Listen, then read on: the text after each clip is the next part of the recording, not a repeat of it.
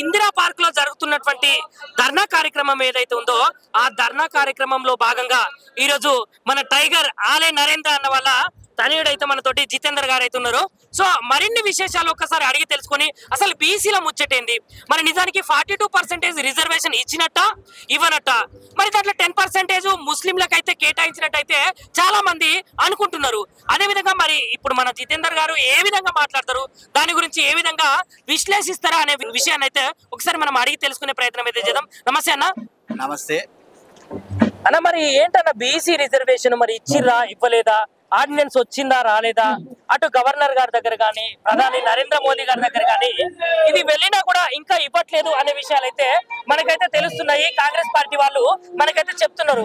So అసలు ఎక్కడ జరుగుతుంది ఈ ముచ్చట? కాంగ్రెస్ గవర్నమెంట్ కి చిత్తశుద్ధి ఉంటే బీసీ రిజర్వేషన్ ఈ పాటికి వచ్చేది.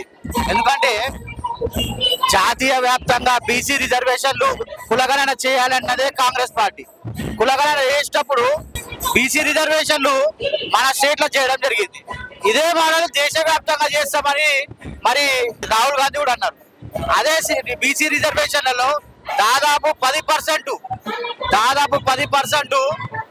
మైనార్టీలకు ముస్లింలకు ఇచ్చి బీసీలకు ద్రోహం చేసిరు. కాబట్టి ఎవరు ఏ పార్టీ కూడా సమర్థిస్తలేదు. ఇంతకు ముందు ఇక్కడ ఉండే బీఆర్ఎస్ పార్టీ 12% ముస్లింలకు రిజర్వేషన్ ఇస్తా అని వారు ప్రకటిస్తే భారతీయ జనతా పార్టీ పరంగా అందరం కూడా ఆనాడు అసెంబ్లీ గెరావ్ చేసినాం. తర్వాత దాన్ని స్టే చేసిరు. కాబట్టి ఇప్పుడు కూడా బీసీలకు ద్రోహం చేస్తున్నారు. ఏదైతే రిజర్వేషన్ 42% ఉండే రిజర్వేషన్ ఈరోజు దాన్ని కేవలం 32%కే చేసి 10% ముస్లింలకు ఇస్తున్నారు. మరి మతపరమైన రిజర్వేషన్లు చెల్లవు అని ఎక్కడ కాన్స్టిట్యూషన్ లేదు మతపరమైన రిజర్వేషన్లు ఇవ్వాలని. ఆనాడు రాజశేఖర రెడ్డి గారు కూడా 4% రిజర్వేషన్ తెచ్చినారు.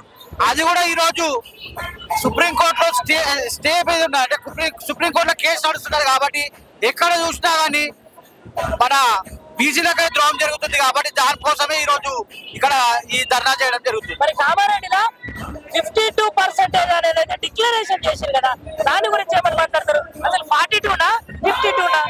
ఈ విషయంలో కాంగ్రెస్ కే ఒక క్లారిటీ లేదు. అక్కడనేమో 52 అంటారు, ఇక్కడ 10% రిజర్వేషన్ ముస్లింలు యాడ్ చేసి 42 అంటారు. మరి 42ఆ 52ఆ 32ఆ అది తేల్చవలసింది కాంగ్రెస్. ఓకే అన్న, మరి స్థానిక ఎన్నికలకైతే పోతున్నారు అనే విషయం అయితే తెలుస్తున్నది.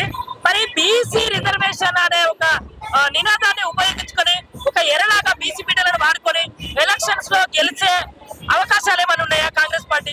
ఇప్పుడు బీసీ రిజర్వేషన్ చేసినాము, బీసీలకు న్యాయం చేసినాము, బీసీ పర్సంటేజ్ పెంచినా అని ఆ బీసీ నినాదంతోనే ఎలక్షన్లకు పోదామనుకున్నారు.